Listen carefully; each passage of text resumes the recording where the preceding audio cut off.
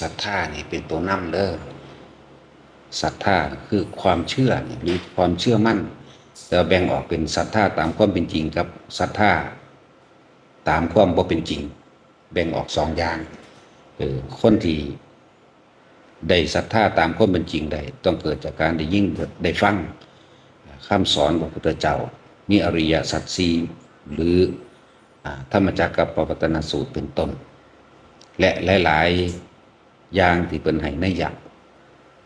หรือมงคลสูตรมงคล38ประการนี่ตัวนี้เป็นตัวเลือกแห่งศรัทธาและมีความเข้าใจละเอียดละออมากๆเด้อตัวนี้แต่ว่ายังว่านั่นแหละเฮาก็บ่ได้ศึกษาอย่างเต็มมันบ่แม่นแค่ว่าเฮาสิมาสวดมาท่องเอาแค่หัวข้อมันเด้น่ะถ้าผู้ใดได้อ่านมงคลสูตรเต็มฉบับเลยหรือคัมภีร์ทีปณีนั่นแหละ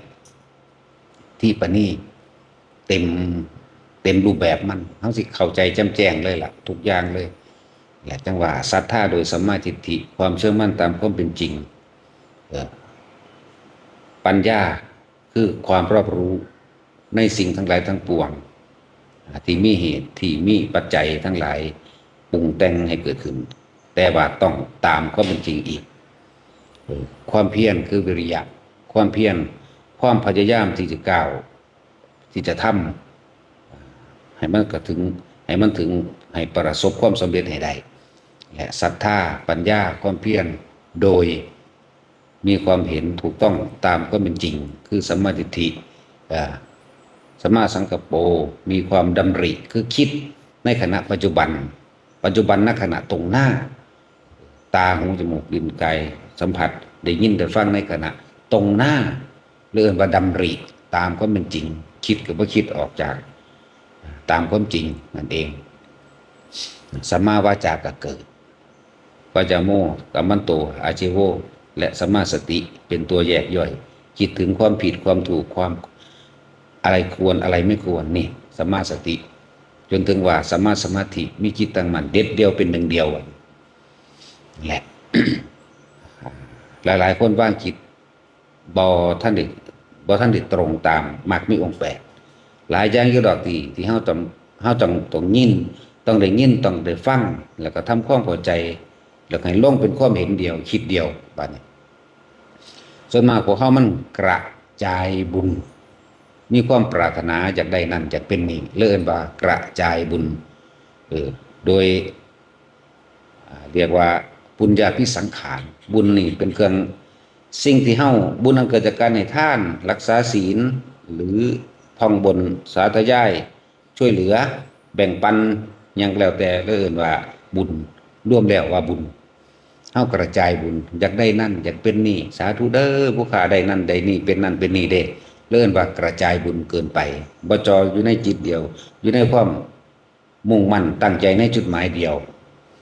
บัดนี้จังว่าให้ทุกคนก็ต้องขอนั่นขอนี่เป็นนั่นเป็นนี่ตั้งใจเด็ดเดียวเด็ดขาดอยู่ในจุดเดียวเลยคือการทำบุญทั้งเบิดเรียกว่าบารมี10ก็ได้เรียกว่ากุศลกรรมบท10ก็ได้เป็นขอผลทานบุญกุศลกรรมดีที่ข้าพเจ้ากระทำมาแล้วเนี่ยตั้งแต่อดีตตอนต้นจนถึงปัจจุบันณขณะนี้จงเป็นเหตุเป็นปัจจัยข้าพเจ้าได้ถึงซึ่งพระนิพพานในปัจจุบันชาตินี้เถิดโดดเอาจุดเดียวได้อย่ากระจายได้เอาปัจจุบันเห็นบ่นี่ทุกอย่างก็เริ่มต้นตรงปัจจุบัน11บ่ได้ไปเริ่มอนาคตดอกไอ้พวกที่ว่าอนาคตการโน่นเธอนั่นบ่ถึงจักเถื่อมันชินมันชินในความเสื่อมันชินในการได้ยินได้ฟังมันไปถึงอนาคตแล้วมันก็อนาคตการโน่นเทินไปอีกเรื่อยๆแหละจึงว่าตัดลงมาอย่ากระจายบุญขอผลทานบุญกุศลกรรมดีที่ข้าพเจ้ากระทำมาทั้งหมดนี้จงเป็นปัจจัยข้าพเจ้าได้ถึงซึ่งพระนิพพานในปัจจุบันชาตินี้เถิดโลดอย่ากระจายออกไปเอาปัจจุบันชาติเกิดความเคยชินตัวจึงบอกว่าตั้งใจเดียวจิตเดียวมุ่งมั่นสู่จุดหมายเดียวที่มันเนิ่นช้าเพราะว่าอย่างเฮากระจายบุญกระจายจุดหมายกระจายของแหลกได้แหลกอย่างใดอย่างดีอย่างนี้อยากเป็นนั่นนี่สารพัดร่วมมันซะ เป็นจุดเดียวจะไปกระจายออกอะไรที่เป็นที่ผ่านมามันทำบุญขอทำบุญแลกเปิดในบอบุญอันเกิดจากการให้ทานรักษาศีลบุญอันเกิดท่องบนสัตยายคำสอนพระพุทธเจ้าบุญเกิดจากการทุกอย่างบุญนั่นแหละผลควายในทางบุญบอกบุญให้ผู้อื่นมาทำวัดทำว่าหรือก็ว่าไปสารพัดในกุศลกรรมบท10นี่แหละร่วมอย่างเดียวแบบเป็นปัจจัยให้ถึงซึ่งพระนิพพานในปัจจุบันชาตินี้เถิดโลด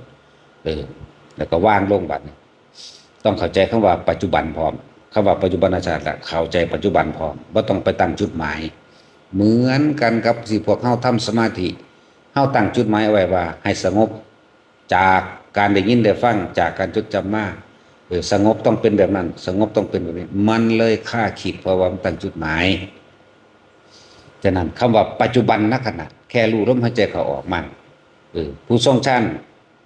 เป็นที่2ได้แล้วปีติเกิดขึ้นเลยก็แค่อยู่กับปีตินั่นเองมีอยู่เท่านี้นี่ปัจจุบันมันก็ต้องไปตั้งจุดหมายก็ต้องไปตั้งความหวังอะไรเฮาเลยบ่สงบจักเถื่อที่มันบ่สงบเพราะว่ามันอยากสงบที่มันอยากบรรลุมันเลยบ่บรรลุจักบ่ล่ะนั่นแหละให้เขาจะคำว่าปัจจุบันณขณะคนที่ฝึกเริ่มต้นด้วยลมก็อยู่กับลมนั่นแหละ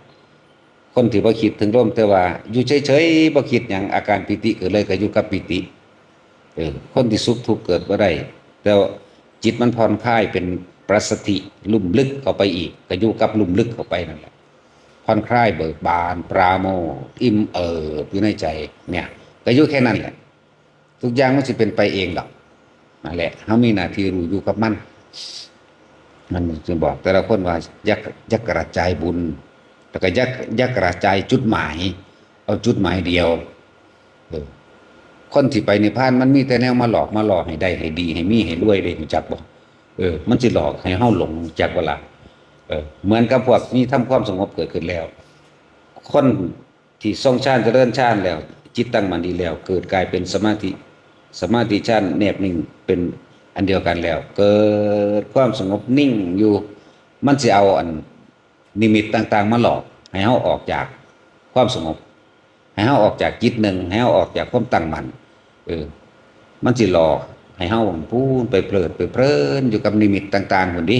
นั่นแหละมันสิหลอกแบบนั้นแหละจึงบอกว่าอยากเห็นบ่เห็นดอกบ่อยากเห็นมันจึงเป็นไปของมันเองอยากเห็นบ่เห็นอยากเป็นบ่เป็น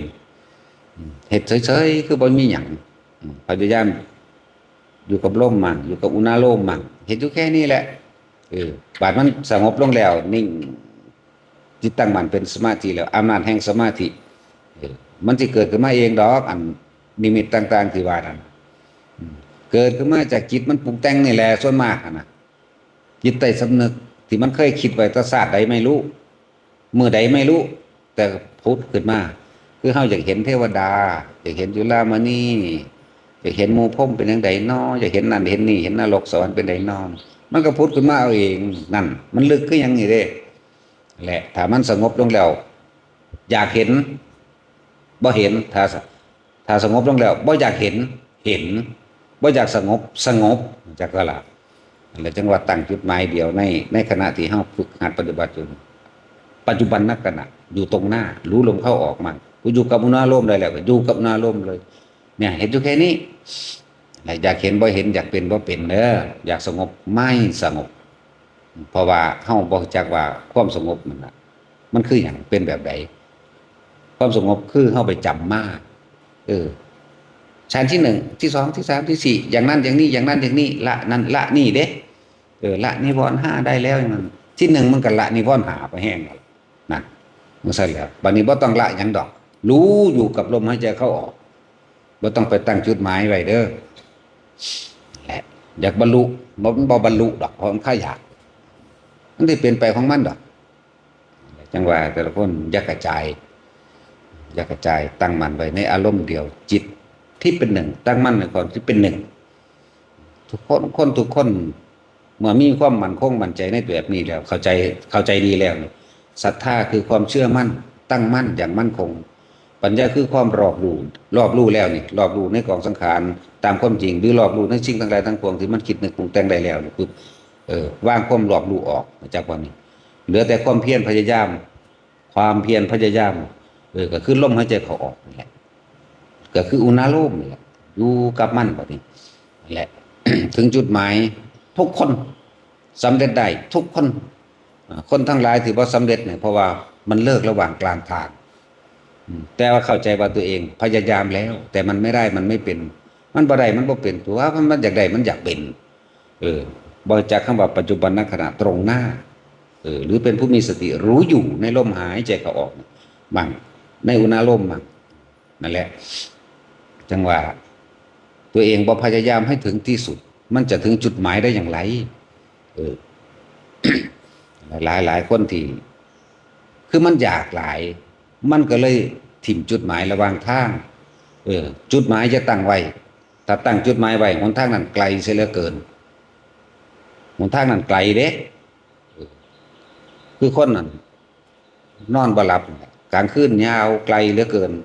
คนนอนบ่หลับเพราะมันคิดมากคิดถึงแต่จุดหมายนี่ก็เหมือนกันถ้าเฮาบ่ตั้งหวังเฮาบ่ตั้งจุดหมายเอาไว้มันตั้งไว้แต่อธิษฐานบารมีนั่นแหละว่าตั้งใจมุ่งมั่นสู่จุดหมายที่ปรารถนาคือพระนิพพานในชาตินี้เท่านั้นว่างเลยบัดจากบ่ล่ะจิตมันก็แน่วแน่มันก็ไปของมันเองหรอกแล้วจึงบอกว่าแต่ละคนนั่นไปตั้งจุดหมายไปหวังไปคิดอยากสงบบ่สงบอยากได้บ่ได้อยากเป็นบ่เป็นอยากรู้บ่รู้เพราะว่าไปตั้งจุดหมาย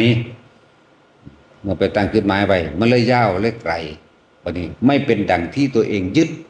ว่าต้องอย่างนั้นต้องเป็นอย่างนี้เนี่ยมันเลยเลิกล้างทิ้งระหว่างกลางทาง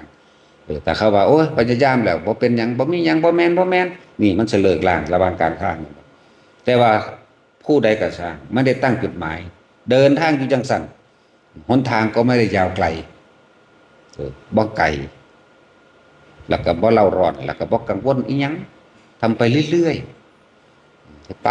นั่นแหละเฮ็ดไปจนตายนั่นแหละโดยบ่ต้องมีจุดหมายมันสิไปใส่นั่นแหละแต่ละคนถ้ามีศรัทธาความเชื่อมั่นในตนเองแหละเชื่อมั่นในหลัก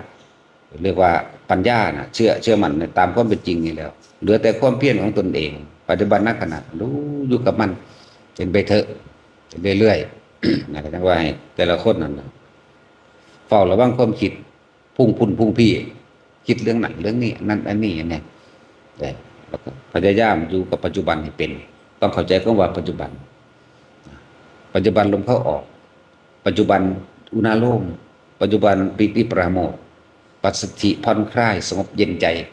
นี่คือปัจจุบันปัจจุบันทั้งตาปัจจุบันทั้งหูปัจจุบันทั้งลิ้นจมูกกายคือการเห็นอยู่เดี๋ยวนี้ได้ยินอยู่เดี๋ยวนี้ได้กลิ่นอยู่เดี๋ยวนี้บ่คิดบ่นึกออกไปหาอดีตบ่เอาไปเทียบอดีตมันทั้งรู้ของมันแน่นั่นแหละเอาเพราะ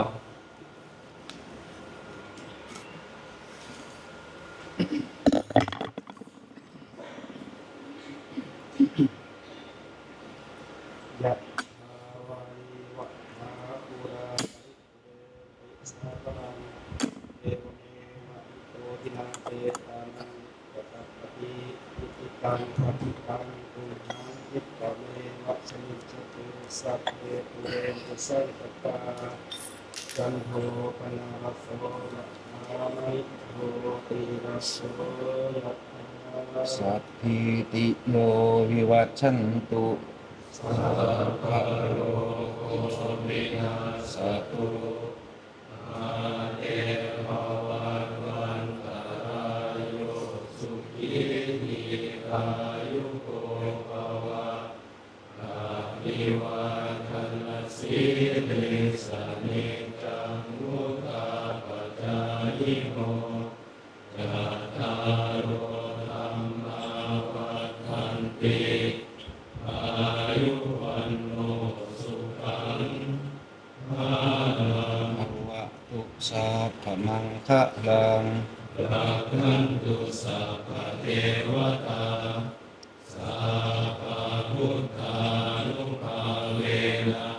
สัทธาสุขีภวันตุเตภวะตุสัพพมังคะลังรักขันตุสัพพะเทวตาสัพพะธัมมานุภาเวนะสัทธาสุขีภวันตุ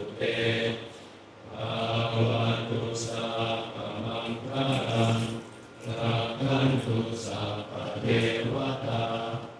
สัพพสังฆานุภาเวนะสัตตาสุขีภา